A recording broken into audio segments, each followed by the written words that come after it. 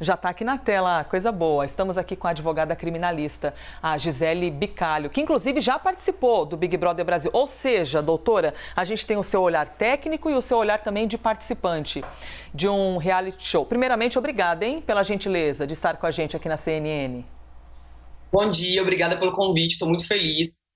Hoje eu estou aqui como advogada criminalista e como ex-participante. Lembrando que não é a primeira vez que acontece isso no programa. Na minha edição, infelizmente, aconteceu cenas parecidas.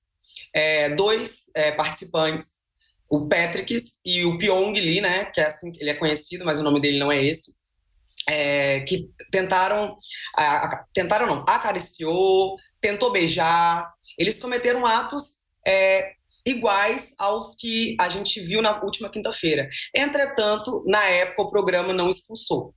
E, nesse caso, foi eliminado, né? E agora, 3 anos depois, a gente vê que o programa agiu de uma forma diferente e eliminando o Cara de Sapato e o MC Guimê por terem cometido as mesmas condutas. E a lei, ela é nova, né? De 2018. Antes, era considerado contravenção penal e ficava naquela dúvida entre contravenção penal, estupro. E quando foi criada a Lei 13.718 de 2018, ela veio para proteger ainda mais nós mulheres. Uhum. Até a senhora já... Eu vou lhe chamar de senhora por ser uma doutora. Vou chamar de você. Né? Tudo bem, então vou lhe chamar de você. Melhor. Você já citou diferentes aspectos muito interessantes. Eu vou começar por aí. Você avalia, então, Gisele, que nós estamos em sociedade aprendendo a como lidar com esse tipo de caso, visto que, de acordo com as suas palavras, o mesmo aconteceu em edições anteriores e não houve essa atitude por parte da organização do programa. Nós, enquanto sociedade, nós estamos evoluindo, então, aprendendo um pouco mais a identificar o crime? Com certeza. E eu fiquei na expectativa na quinta-feira, eu me senti muito mal, assim. Acho que saiu a Gisele advogada e a Gisele mulher e ex-participante e que já sofreu esse tipo de violência, né? O ano passado, 30 milhões de mulheres foram vítimas de algum tipo de assédio sexual ou importunação sexual. 15% da população brasileira. Isso que foram, que relataram, né? Fora as que não relataram. Então, todos nós estamos suscetíveis, infelizmente, como nós vivemos numa sociedade extremamente machista ainda, e que, infelizmente, certos homens olham para nós como um pedaço de carne, acham que pode tocar, acham que tá, como aconteceu com a Dani, que foi exatamente isso. Ela chegou e a conduta dos homens, desses 2 homens, mudaram na casa. Achavam que podia passar a mão nela, que ela era uma mulher bonita, que estava ali na festa, bebendo, super simpática. Homens, simpatia não é um convite. Ser bonita não é um convite. Ter corpo, ser mulher não é um convite. Tudo precisa de consentimento. Essa é a palavra. Quando, a partir do momento que a mulher consente, isso aí vai ser um ato, né, que vai para satisfazer os dois, para os dois terem momentos de prazer. A partir do momento que ela fala não, ou passar a mão escondido, ou encostar nela, porque assim, neste crime de importunação sexual, o que vale é o dolo do agente, né? No caso, vou usar menos palavras do direito. Técnicos, Isso. O que vale é a intenção do agente. Do agente, no caso, né? Os criminosos foram o Guimê e o Sapato. A intenção deles era para saciar a lascívia. O que é lascívia, né? O desejo sexual? Eu entendo que sim. Que ele passa a mão nela para saciar um prazer dele. Ele tenta beijar ela para saciar o prazer dele. E aí configura o crime. Mas, por exemplo, você está no carnaval, o cara vem e rouba um beijo. Não existe beijo roubado. Isso é importunação sexual. Quando, por exemplo, o cara se masturba na sua frente, ejacula, exibe o pênis, tira a roupa na frente de alguém, tenta forçar, esfrega em alguém com a intenção de saciar o desejo, é considerado importunação sexual. E a pena desse crime é de 1 a 5 anos.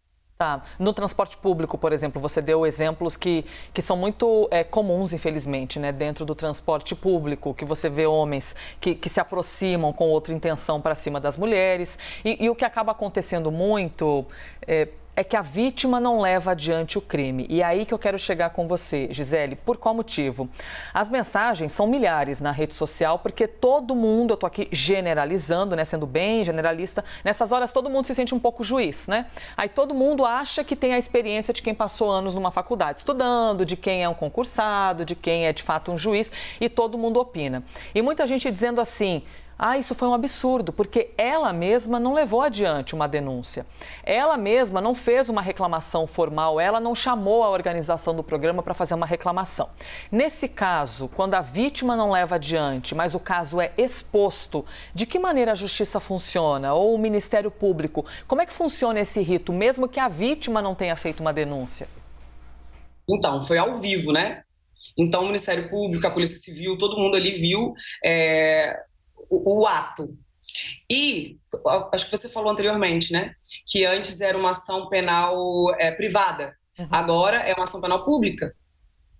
E é por conta disso que o Ministério Público, a Polícia Civil, eles deram entrada. E ela estava embriagada, né? Como foi em 2020 também, as meninas nem lembram.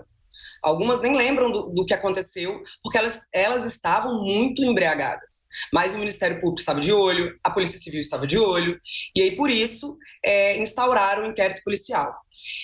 E eu venho até aqui, eu como mulher, como participante desse programa em 2020, cobrar uma satisfação do que aconteceu em 2020. Porque as vítimas do Pyong, por exemplo, não foram ouvidas até hoje. O que aconteceu? Porque não basta só ter um crime, ter uma tipificação penal, como a gente tem hoje o artigo 215-A, que veio para nos ajudar. Aconteceu o crime, mas e aí? O que aconteceu? Foi arquivado? Ele foi condenado? Por que as vítimas não foram ouvidas até hoje? Então, é um apelo aqui para a Polícia Civil do Rio de Janeiro, ao Ministério Público do Rio de Janeiro, por que esse caso não foi à frente? Espero que o caso do Sapato e o Guimê vá à frente e e que eles sejam responsabilizados pelos fatos, né? Por mais que a pena é uma pena pequena, de 1 a 5 anos, e pode acontecer a suspensão condicional do processo, que é o quê? O Ministério Público, depois de oferecer a denúncia, ele vem, aplica umas condições para eles e o processo fica suspenso por até 2 anos. Pelo menos 2 anos, né? E por 5 anos eles não podem mais ter esse benefício da justiça. E por mais que seja pequena a pena, é uma punição, uma educação para eles não fazerem mais e para outros homens não repetirem esse tipo de conduta. Então não basta só ter esse auê todo agora, que justíssimo, tem que acontecer isso, tem que explanar, e eles indo para a mídia pedir desculpa, gente, isso não ameniza o crime.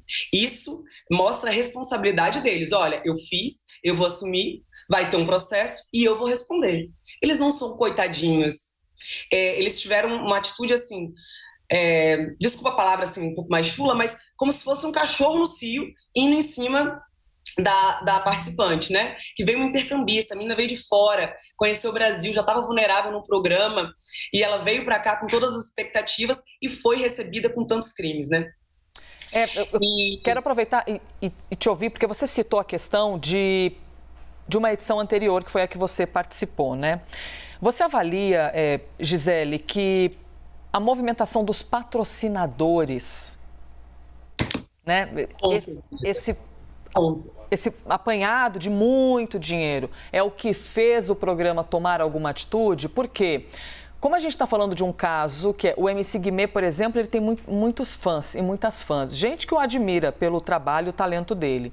E ele é casado com outra pessoa que também é admirada pelos fãs, pelas fãs, pelo trabalho dela, que é a Alexa.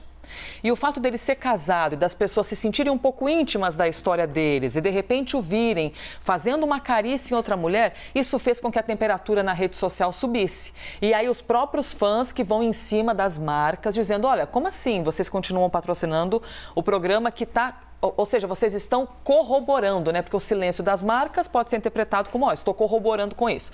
Você avalia que o dinheiro, neste caso, é que fez a diferença? Olha, tenho certeza que o dinheiro influenciou, porque nenhuma marca quer se ligar a um caso de importunação sexual, né? Que são crimes sexuais.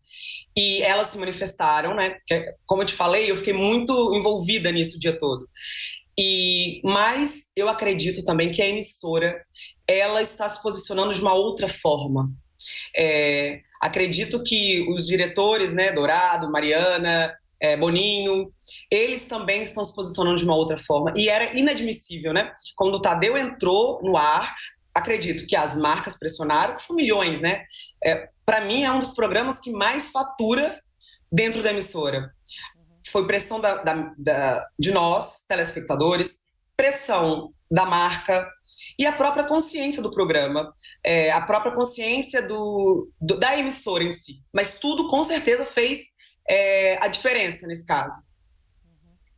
E no caso da mulher levar adiante esse tipo de denúncia, isso é bem importante que a gente possa também lhe ouvir, enquanto advogada criminalista, se as delegacias estão preparadas para receber as denúncias das mulheres, se as pessoas que estão trabalhando numa delegacia, né, por parte da Polícia Civil, se eles estão preparados, porque a gente ouve muita reclamação de mulheres que dizem, cheguei lá e fiquei com vergonha, cheguei lá e fiquei com vontade de chorar e ir embora, porque é como se o que eu estivesse dizendo não tivesse valia nenhuma, eu fui desmerecida, deslegitimaram a denúncia que eu estava levando até a delegacia. Olha, atualmente, existem as delegacias especializadas, né? Delegacia da Mulher. Por isso que eu oriento as minhas clientes, as minhas seguidoras. Eu tenho um trabalho no Instagram chamado Sentinelas, que é um trabalho que eu, Marcela McGoa, que foi da minha gestão, e Isabela Borges, que é uma advogada criminalista, que a gente posta conteúdos lá para empoderar, para informar, para ajudar a sair do ciclo da violência, porque a gente fala sobre violência contra a mulher, né? Todos os tipos. E lá a gente orienta, lá e nas minhas redes também, a sempre ir na delegacia da mulher. Por quê? Lá vão ter outras mulheres para te acolher. O importante nesse momento, gente, é o acolhimento. E lá vai ter psicólogo, vai ter assistente social, porque, infelizmente, muitas mulheres chegam em qualquer delegacia e são desmerecidas, como se a sua dor não valesse nada, como se, só passou a mão na sua bunda, tá tudo bem. Não, gente, não tá tudo bem.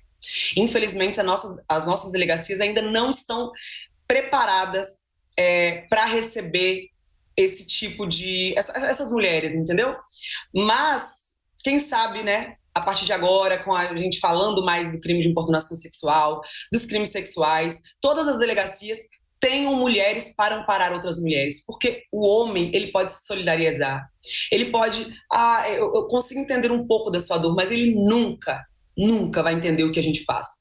Ele nunca vai saber como é ser tratada como um objeto sexual. Ele nunca vai saber como é ter seu corpo violado. Uhum. Mais uma pergunta que eu quero lhe fazer, levando em conta as mensagens que foram chegando, inclusive pela hashtag Live CNN Brasil, a gente recebeu muitos comentários e muitas opiniões em relação a esse caso. E muita gente dizendo o seguinte, de que maneira isso pode ser educativo para os dois gêneros? Por quê? Primeiro, você não tem nem como comparar o que o gênero feminino sofre no dia a dia, no elevador, no corredor, na rua, em qualquer lugar. Não tem nem comparação. Mas muita gente trazendo à tona cenas desta própria edição em que mulheres também apareciam se excedendo em cima do corpo do homem. Como é que você avalia isso? Que a gente possa fazer ali uma vista grossa e ter um olhar crítico em relação aos limites, né, que devem ser respeitados de quaisquer corpos. Nunca encoste ninguém sem autorização da pessoa. Nunca ache que para saciar o meu desejo eu tenho que passar por cima de qualquer por exemplo, imobilizar a pessoa, foi o que ele fez, né, o sapato. Gente, corpo é uma coisa privada, é minha. Eu não posso encostar no corpo de outra pessoa, seja qual o gênero for. E eu quero falar uma coisa sobre essa lei, que nós estamos aqui na CNN, né, para informar as pessoas. Quando acontece esse ato libidinoso, né, de passar a mão, de ejacular na pessoa, de tentar beijar, com menores de 14 anos, ele se enquadra em estupro de vulnerável.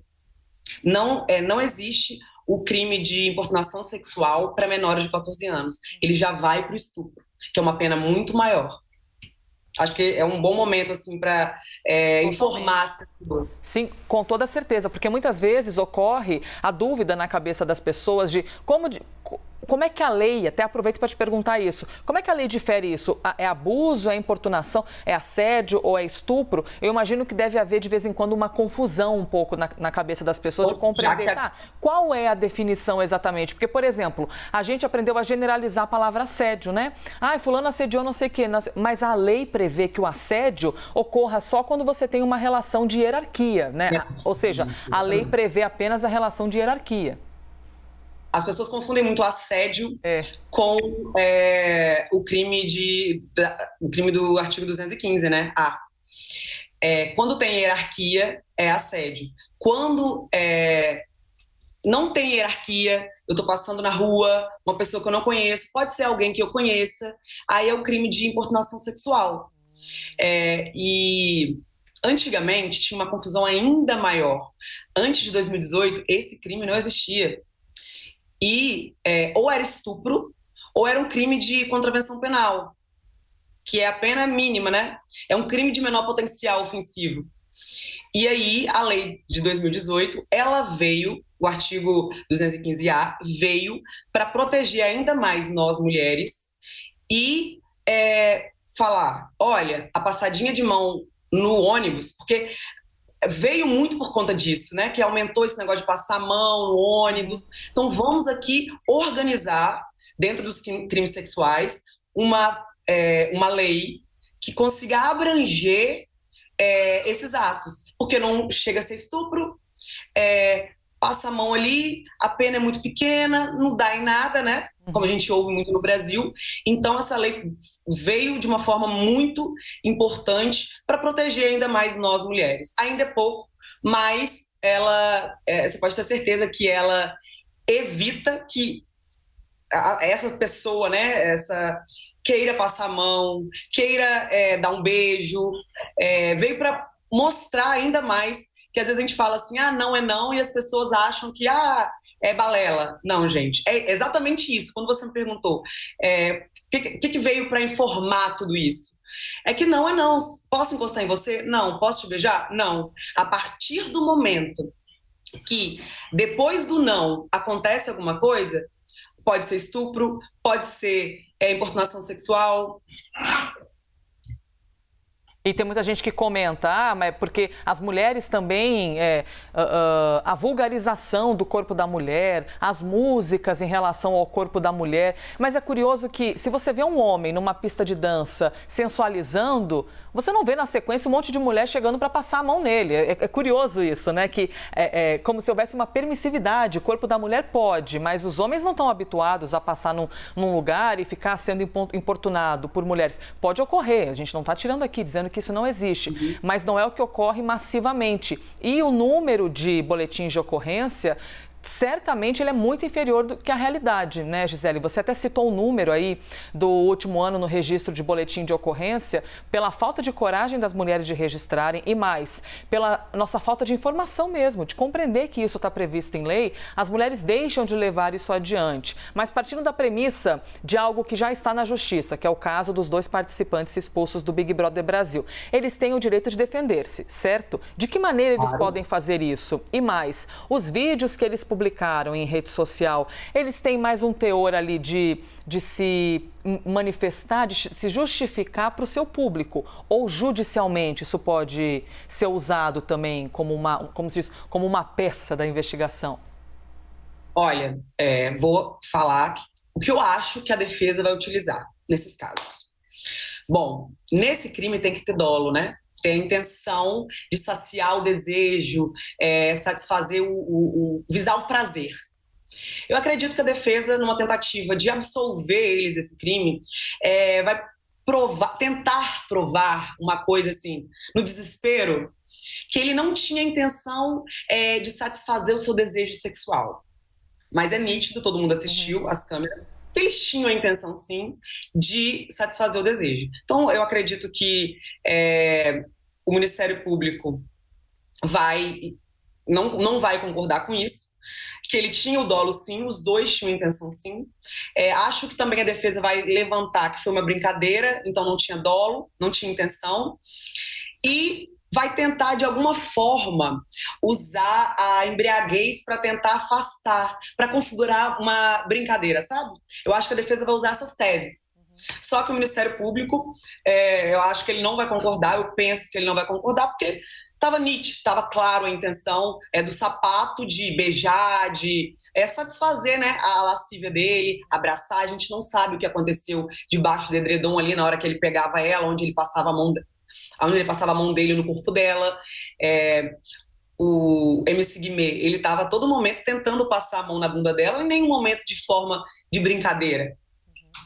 E eu acho que essas são as 3 linhas de defesa para tentar que eles sejam absolvidos, né? Tirar o dolo, porque o dolo que configura o crime. Gisele, e existe um tempo que a pessoa pode fazer a denúncia? Por exemplo, você citou edições anteriores. Se alguém quiser, mesmo que algo, você tem a prova, você tem imagem, mas é algo que já passou muito tempo, eu posso ainda assim fazer uma denúncia? Eu posso judicializar esse assunto ou existe um tempo específico desse flagrante? Como não foi, não é uma ação condicionada mais, assim, não é uma ação privada, por exemplo, o crime hoje de injúria, difamação, calúnia, a gente tem, a partir do momento que eu descubro a ofensa, eu tenho 6 meses para judicializar isso. Já esse crime não. Até porque, para proteger nós mulheres, né? Quantas vezes a gente foi violentada de alguma forma e isso a gente está remoendo, dói tanto, até você ter força para ir lá e representar contra esse homem, para ir no Ministério Público, para ir numa delegacia, para ir no advogado. E eu quero aproveitar esse momento e falar para as mulheres do Brasil, por favor, nunca vão desacompanhadas numa delegacia de polícia. Nunca. Se puder, leve uma advogada, porque só nós sabemos o que a gente passa. Leva uma advogada, se não tiver condição financeira, vai na Defensoria Pública, tenta fazer, né, que a Defensoria Pública te acompanhe. As faculdades de Direito do Brasil, elas têm um núcleo de apoio ali jurídico, tenta marcar para alguém ir, e se não tiver ninguém, leva alguém da sua confiança, se não tiver ninguém do judiciário, né, alguma advogada, leva alguém da sua confiança, uma amiga, mas nunca vai desacompanhada, porque a mulher já está muito fragilizada quando sofre algo, né, algum crime, quando sofre alguma conduta dessa, quando passa por algum tipo de crime desse. Então, e quando você também sofre violência no âmbito familiar, né, ou seja, psicológica, financeira, moral, física, sempre vá com alguém. Muito bem, agradecemos aqui a gentileza por ter respondido tantas perguntas, né, e tantas dúvidas, mas a televisão tem essa missão social, né, essa responsabilidade social de também compartilhar informação a todo tempo. A advogada criminalista Gisele Bicalho. Obrigada, Gisele, pela gentileza e bom domingo. Obrigada, bom dia.